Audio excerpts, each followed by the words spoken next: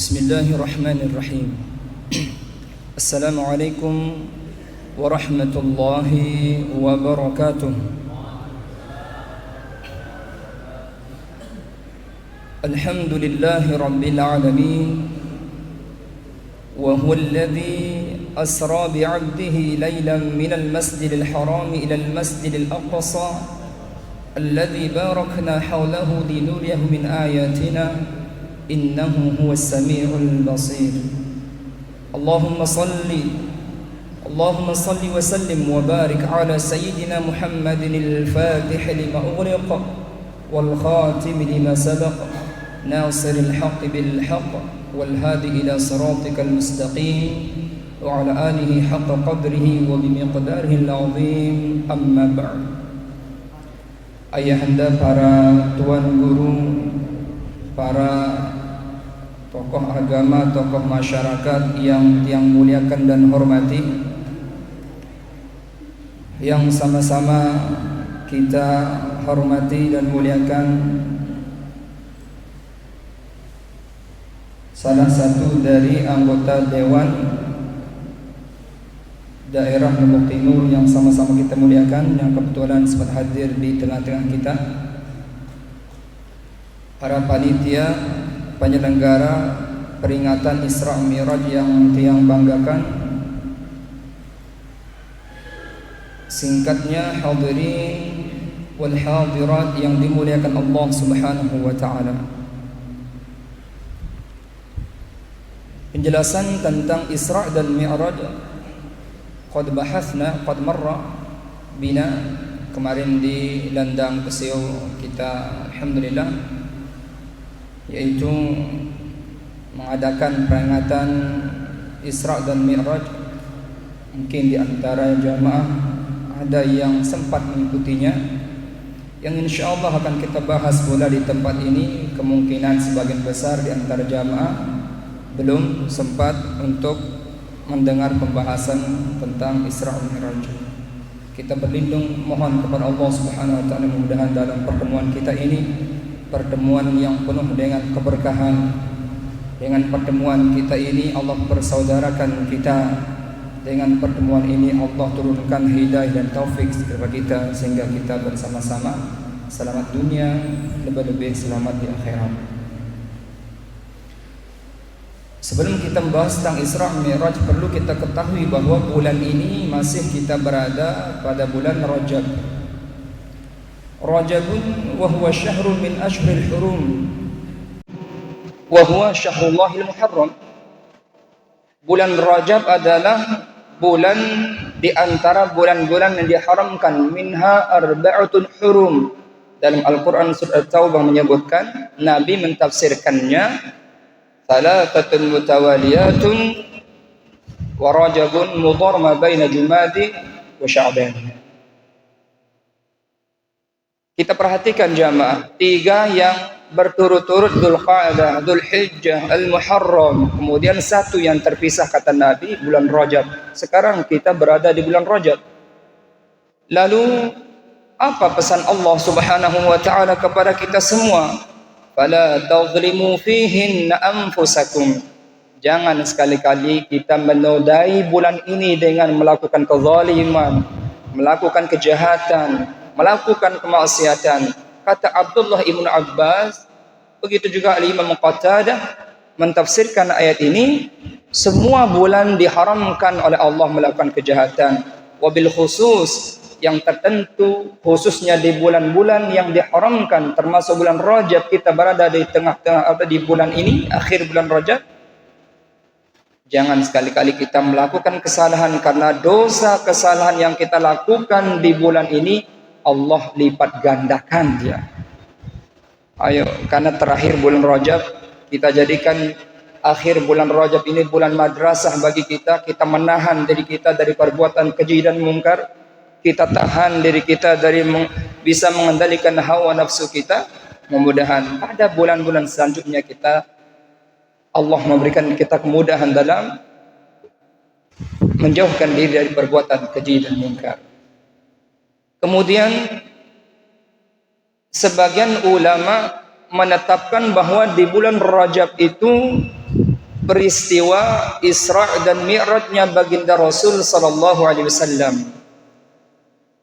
Kurang lebih pada waktu itu pada tahun 10 sampai 11 Nabi yang mengatakan demikian. Jadi kata-kata Isra dan Mi'raj memiliki kalimat yang berbeda dan makna yang berbeda. Isra artinya perjalanan dari Masjidil Haram ke Masjidil Aqsa. Allah sebutkan dalam bidayati suratil Al-Isra. Permulaan surat Al-Isra. Subhanalladzi asra bi'abdihi lailan minal Masjidil Haram ilal Masjidil Aqsa alladzi barakna hawlahu linuriyahu min ayatina innahu huwas sami'ul basir. Adapun makna Mi'raj, perjalanan Nabi kita dari Masjidil Aqsa menuju ke Sidratul Muntaha, ini dijelaskan di dalam surat An-Najm. Idh yaghsha sidrata ma yaghsha ila akhir ayat. Jadi perjalanan Nabi kita dari Masjidil Haram ke Masjidil Aqsa, dalam riwayat beliau memulainya perjalanan dari rumah bibinya bernama Ummu Hani. Allah perintahkan malaikat Jibril menjemput Nabi kita. Nah, ini jadi tentang perjalanan Isra dan Mi'raj itu bukan keinginan Nabi kita, bukan kemauannya Nabi kita, melainkan kemauan siapa? Kemauan siapa? Allah Subhanahu wa taala. Kalau Allah yang mau, idza arada syai'an ay yaqula lahu kun fayakun. Sebagaimana tadi disampaikan oleh dewan kita, peristiwa Isra Mi'raj itu tidak bisa dijangkau oleh akal. Yang bisa menjangkaunya adalah keimanan. Yang bisa menjangkau tentang peristiwa adalah keimanan, tidak bisa. Karena kalau suatu yang akal ini dipaksa, ada batasannya. Kita diperintahkan mengimaninya, sehingga masalah peristiwa ini Allah yang bercerita, Nabi yang menjelaskan, kita diperintahkan mengimaninya saja. Oleh sebab itu, pertama kali dalam ayat surat Al-Isra diawali dengan subhana. Jadi kata-kata suatu yang lita'ajjub, suatu peristiwa yang spektakuler, that's amazing. Suatu yang peristiwa yang luar biasa, impossible, yang tidak mungkin terjadi, ghairu ma'qul, al-mustahil. Tapi peristiwa itu Allah ceritakan, Nabi menjelaskan. Makanya subhana, artinya bedanya dengan masya Allah. Kalau masya Allah, Ustaz Awaluddin tadi kita mendengarkan beliau melantunkan ayat Al-Quran, indah apa tidak? Bagus apa tidak? Ucapan yang kita ucapkan apa? Bukan subhanallah, bilang masya Allah, suatu peristiwa atau kejadian yang luar biasa tapi masuk akal. Kenapa masuk akal? Beliau mempelajari dari makhrajnya, mengkuatkan dengan tajwidnya, mengiramakan dengan nadanya sehingga indah, dipelajari masuk akal. Tapi peristiwa ini suatu yang tidak masuk akal, kita ucapkan subhanallah. Ayo, ada yang pernah melihat matahari? Matahari terbit dari timur, tenggelam ke barat. Ada yang menggerakkannya, ada yang menggunakan tali, tapi bergerak. Siapa yang menggerakkannya? Siapa yang menciptakannya? Apa yang kita ucapkan? Subhanallah, bukan masya Allah. Karena sesuatu tidak mungkin, mustahil itu terjadi, tapi bergerak dia. Begitu juga peristiwa Isra dan Mi'raj, kalau kita kaji jamaah, tidak bisa diterima oleh akal. Masa perjalanan Nabi kita mulai dari Masjidil Haram ke Masjidil Aqsa, kemudian dari Masjidil Aqsa menuju ke Sidratul Muntaha, balik lagi ke dunia. Nabi bercerita tentang masalah ini ke Abu Jahal tadi malam, tidak sampai satu malam bahkan. Wajar Abu Jahal mengatakan tidak mungkin. Wajar orang-orang yang baru masuk Islam bubar oleh keimanannya. Makanya Nabi dalam Al-Quran mengatakan asra, timbangan daripada af'ala, yang menggerakkan tentang Kejadian ini keinginan siapa? Asra, ada yang memperjalankannya. Siapa yang memperjalankannya? Allah. Bagaimana cara diperjalankan? Allah utus malaikat Jibril.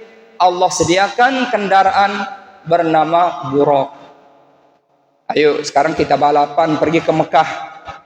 Ada yang jalan kaki membutuhkan waktu berapa bulan? Ada teman tiang namanya Gus Hamim dari Pekalongan yang naik haji jalan kaki. Mungkin jamaah tidak ada yang tahu. Tinggal bersama tiang, mondok di rumah selama setahun.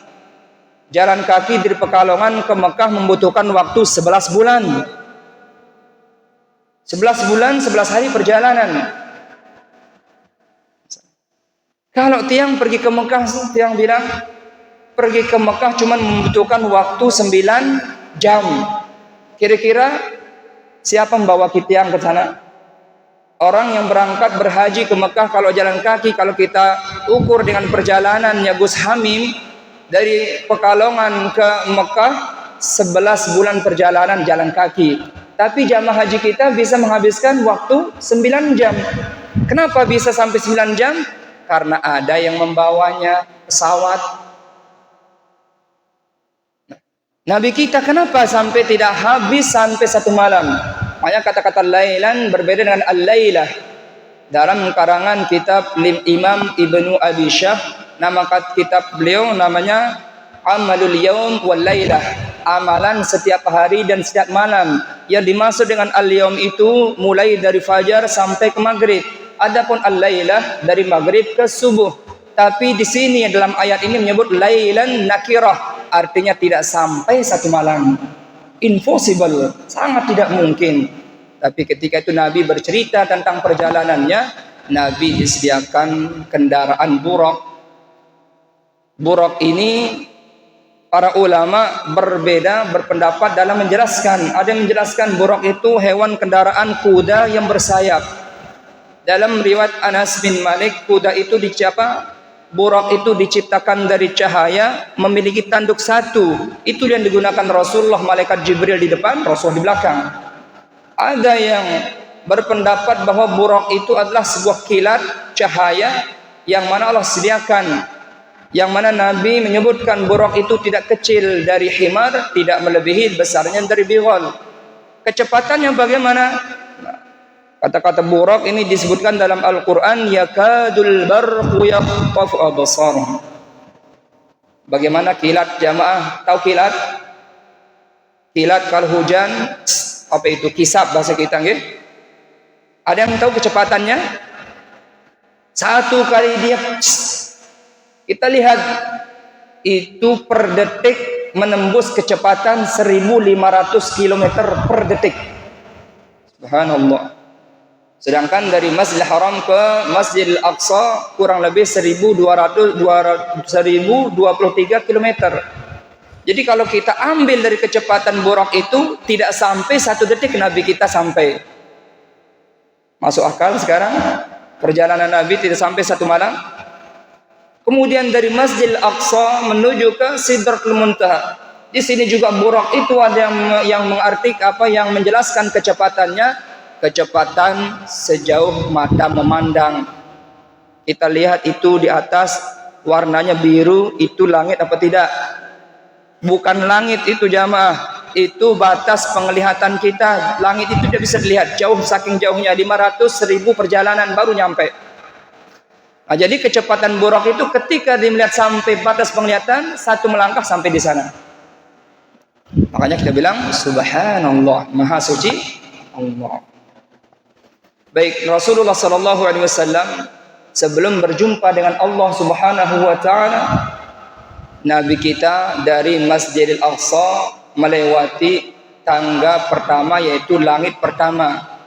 Dari dunia ke langit pertama itu jaraknya jamaah 500.000 tahun perjalanan.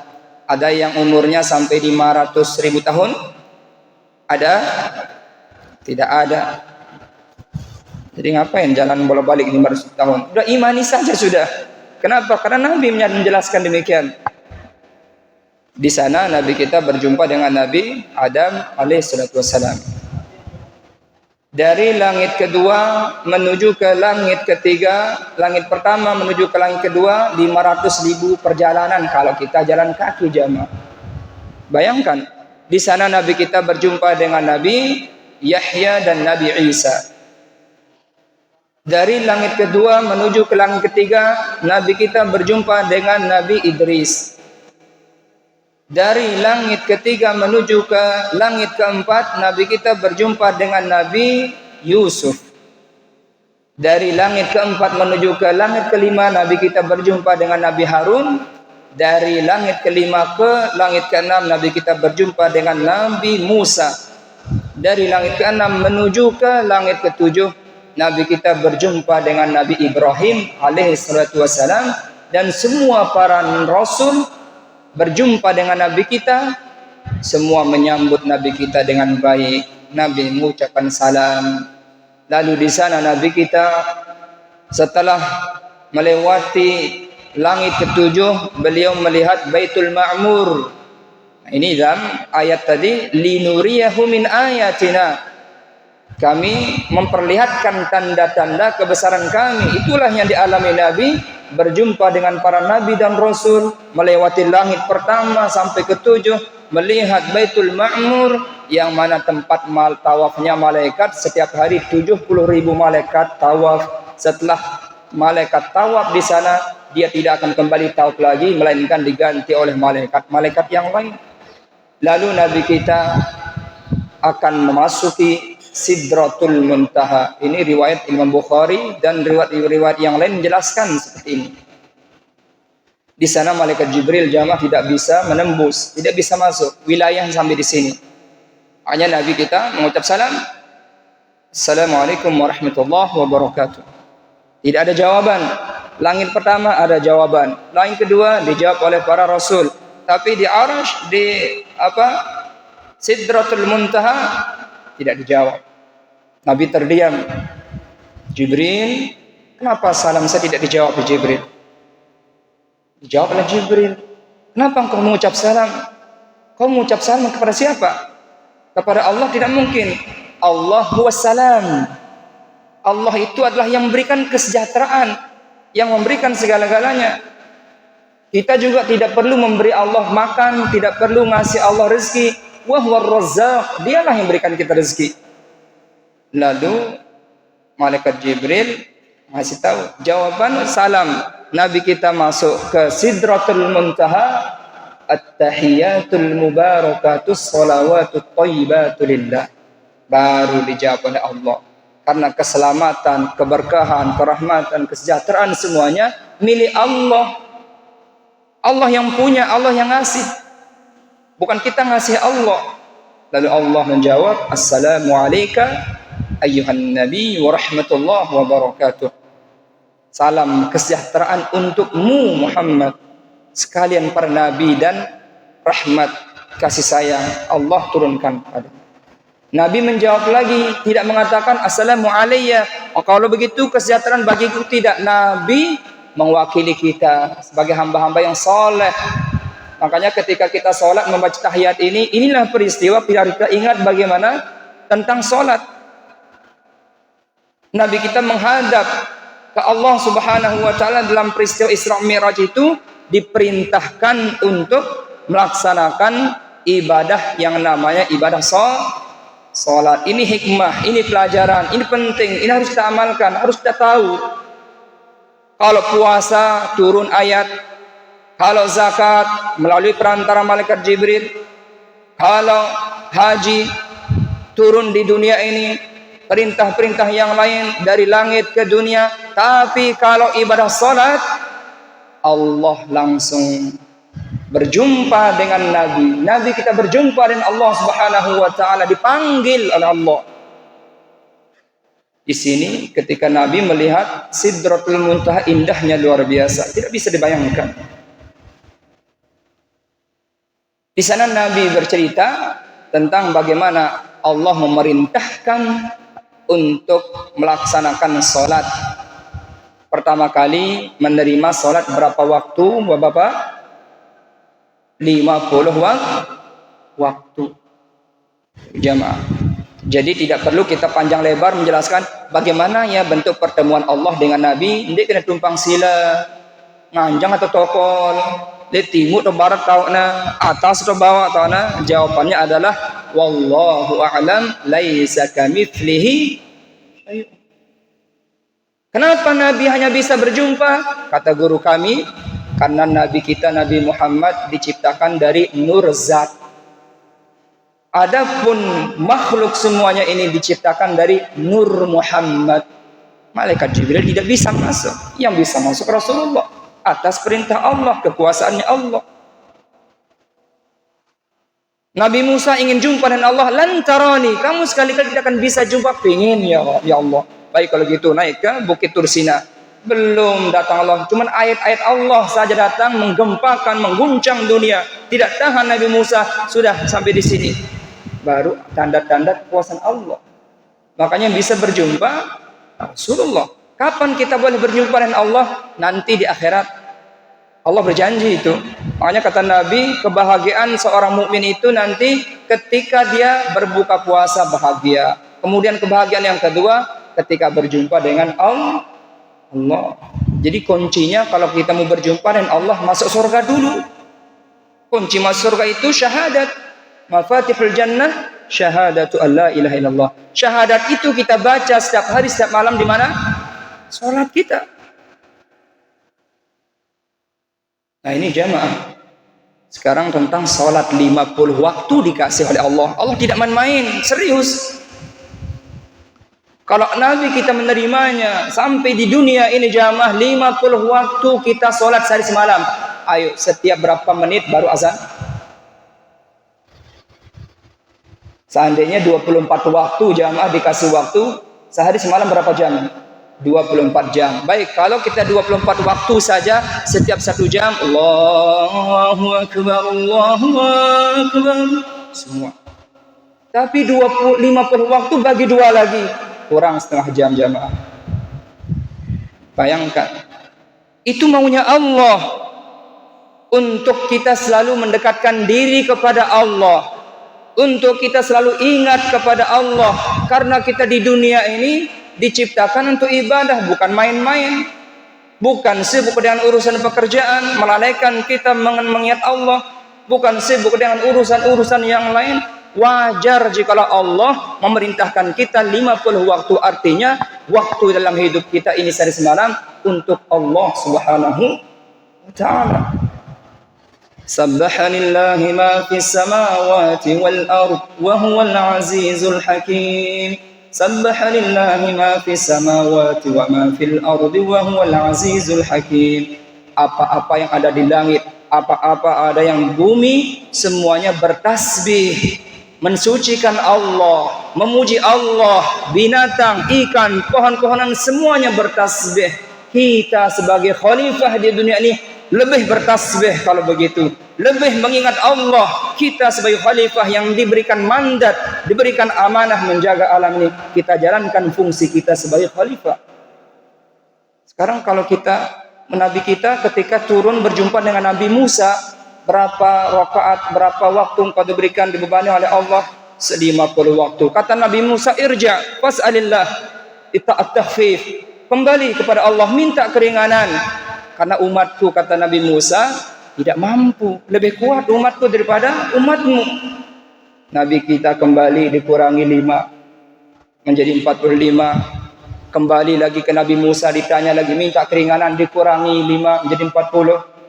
40 dikurangi 5 lagi jadi 35. Dikurangi 5 30, dikurangi 5 25, dikurangi 5 berapa? 20, dikurangi 5 15, dikurangi 5 10, dikurangi 5 lagi menjadi 5. Coba bayangkan, Nabi Musa mengusul, umatku lebih kuat, lebih tangguh fisiknya daripada umatmu, tidak akan mampu melakukan, apalagi umatmu ya Muhammad. Nabi kita mondar-mandir bolak-balik minta keringanan kepada Allah, sudah sampai 5. Nabi Musa minta, ayo balik lagi minta keringanan. Nabi kita malu, sampai di sini saja.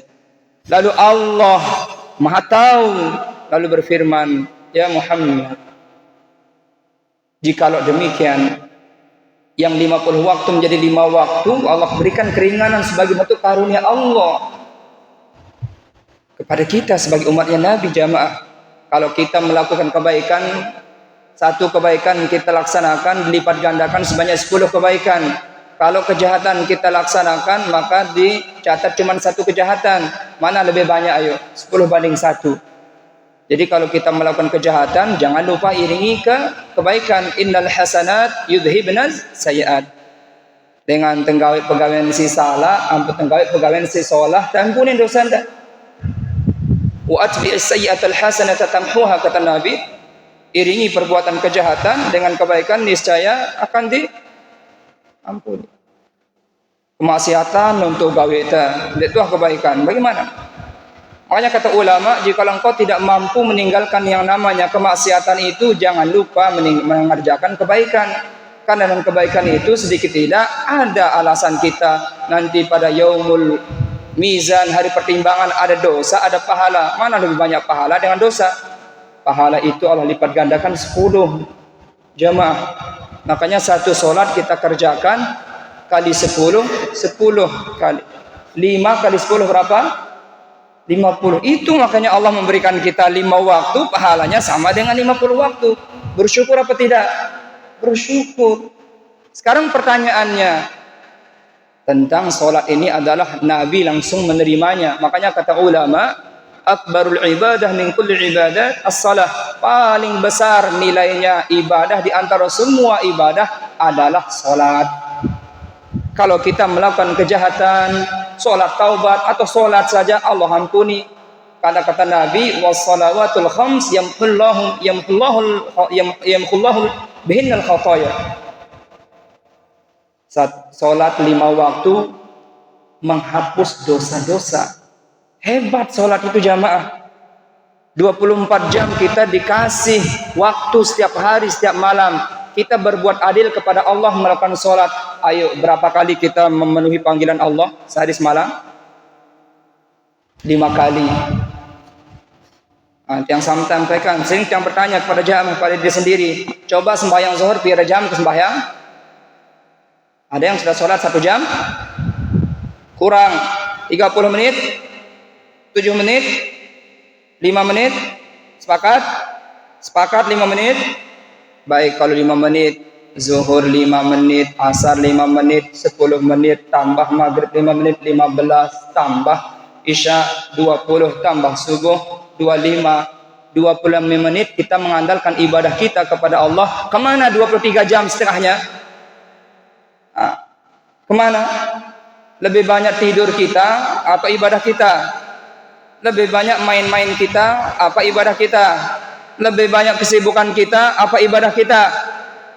Nabi Adam diturunkan dari surga, kesalahannya 1, memakan buah holdi, itu diturunkan dari surga. Kita tidak bisa dihitung kesalahan kita, ingin masuk surga. Tapi subhanallah jamaah, salat itu luar biasa. Walaupun sebentar kita laksanakan mencegah dari perbuatan keji dan mungkar. Walaupun solat itu kita laksanakan 5 menit mendatangkan ketenangan, ketentraman, keberkahan. Dengan solat kita lakukan akan menjadikan kita aman di alam kubur. Dengan solat kita kerjakan akan menghantarkan kita berjumpa dengan Allah Subhanahu wa ta'ala. Makanya kita tidak dimarahi oleh Allah walaupun lebih sedikit ibadah kita. Allah memerintahkan kita, ada waktu kita berbuat adil kepada Allah, ada waktu kita berbuat adil kepada diri sendiri, berbuat adil kepada sama manusia. Biar ibadah itu bukan hanya dari sholat saja, dinilai dari yang lain. Allah tahu jamaah kita di Indonesia pasti akan bosan kalau kita sholat terus. Allah tahu kalau kita di dunia ini hanya menunggu giliran meninggal dunia. Kalau kita menunggu saja bosan kita. Makanya Allah memberikan kita kesibukan-kesibukan biar tidak bosan. Ada yang jadi pejabat, ada yang jadi pedagang, ada yang jadi petani, ada yang jadi siswa, ada yang memiliki profesi masing-masing. Itu namanya kesibukan. Tapi ingat kata Allah, jangan kesibukan-kesibukan yang saya berikan kepadamu melalaikan kau untuk mengingat kepadaku. Wala tulhikum amwalukum wa auladukum an dzikrillah. Jangan jadikan alasan harta benda kalian, jabatan kalian, pekerjaan kalian, anak-anak kalian menjadikan kalian lalai mengingat Allah. Wa may yaf'al dzalika fa ulaika humul khasirun. Barang siapa yang terjebak dalam hal demikian, rugi jamaah. Sekarang kita kembali kepada diri kita. Dunia itu adalah kebutuhan kita, bukan tujuan kita. Dunia lebih besar bahayanya daripada malaikat Harut wa Marut yang memisahkan antara istri dengan suami. Tapi kalau dunia memisahkan seorang hamba dengan Tuhannya, Allahu Akbar. Bayangkan, dunia memisahkan seorang hamba dengan Tuhannya lebih besar bahayanya daripada Harut dan Marut, memisahkan suami istri. Barang siapa terjebak dalam dunia, kata Imam Al-Ghazali, yang menyebabkan engkau tidak bisa melihat Allah, yang menyebabkan engkau ditutup kasyafnya oleh Allah Subhanahu wa taala, ketahuilah bahwasanya sesungguhnya yang menyebabkan hal demikian karena dunia.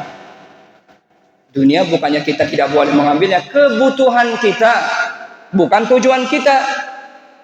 Kalau kebutuhan kita sesuai dengan apa yang kita butuhkan, tapi kalau tujuan kita itu mengarah kepada keinginan kita namanya. Apa kata Allah berpesan? Wahai dunia, ini dalam hadis qudsi, jikalau hambaku itu menghadap kepadaku, maka engkau dunia beserta seisinya, engkau ikut kepada hambaku. Kemana dia pergi kau ikut. Kata Nabi, barang siapa yang himmahnya, hatinya lebih menuju ke akhirat, dunianya akan ikut. Semakin dia meninggalkan dunia, semakin ikut dunianya. Tapi kalau dia tujuannya untuk dunia, akhiratnya akan tertinggal. Kata Allah Subhanahu wa taala, wahai dunia, jikalau hambaku menghadapmu, membelakangi aku, jadikan hambaku sebagai budakmu. Dikasih stempel namanya budak dunia, hamba dunia, bukan hamba Allah lagi. Bahkan kata Allah, siapapun yang mengikuti keinginanku, aku cukupkan, kata Allah.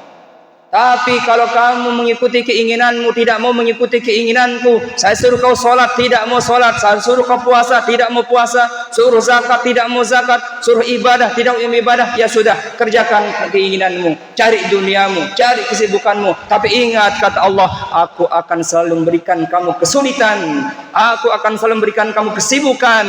Selesai masalah ini, ada masalah lain. Belum selesai itu, ada masalah lain. Kenapa kamu tidak mau melibatkan aku dalam mengurusmu? Ini perlu kita sebagai renungan kita bersama. Makanya ibadah paling besar adalah jangan sekali-kali meninggalkan yang namanya sholat dalam keadaan apapun. Pak Ustadz mau curhat, Pak Ustadz, ya saya ini pemabuk, Pak Ustadz. Wahai saudaraku, tetap sholat. Pak Ustadz, saya pengedar narkoba, Pak Ustadz. Saudaraku, tetap kau sholat. Pak Ustadz, saya ini banyak maksiat, Pak Ustadz. Aduh, tetap sholat, saudaraku. Sholat dan sholat. Karena Allah, inna salata tanha anil fahsya'i wal munkar. Pak Ustadz, saya tidak mau sholat, itu perbuatan keji mungkar. Pak Ustadz, saya namatang sembahyang, itu lebih perbuatan keji dan mungkar lagi. Karena Allah tidak pernah merintahkan kita tidak sholat, Nabi tidak pernah merintahkan kita sholat. Lalu alasan kita tidak mau sholat apa? Oh, mungkin pandangan manusia kau itu hebat, dalam pandangan masyarakat kau itu luar biasa, dalam pandangan orang kau itu wibawa, tapi dalam pandangan Allah kamu itu dihinakan oleh Allah Subhanahu wa taala.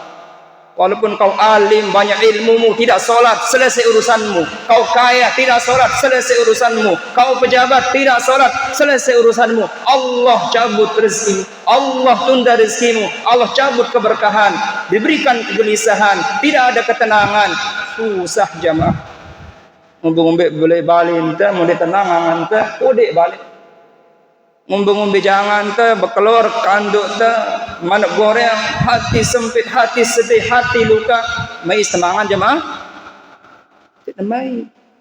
Tapi kita tenang, bahagia, senang. Ayo kita makan. Apa sedap daun kelor, ia mai doang. Toh kalau beruga, ia mai doang.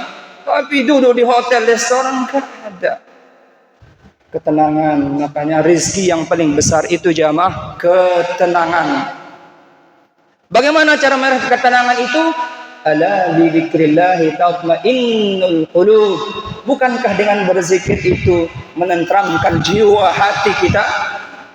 Aqimis shalah, dirikanlah salat. Inna salata tanha 'anil fahsya'i wal munkar.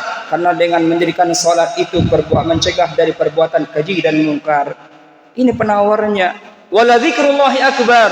Zikir yang paling besar adalah ditafsirkan oleh ulama, itulah dia as-salat.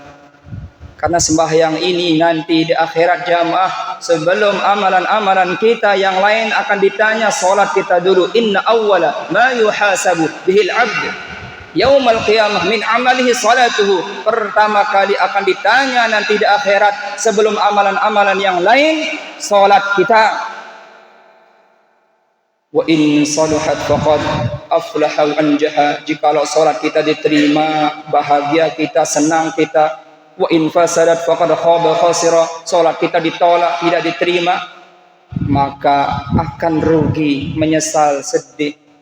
Ya enggak apa-apa Pak Ustaz, saya rugi di dunia, besok mungkin saya tidak rugi. Tidak apa-apa, hari ini kita sedih, besok kita bahagia. Tapi kalau sudah di akhirat kita sedih, di akhirat kita rugi, sudah tidak ada harapan lagi. Pak malaikat, saya mau sholat lagi, enggak ada sholat. Mau puasa lagi, enggak ada puasa. Al-yaum hisab. Hari ini adalah penghisaban. Di dunia baru amal.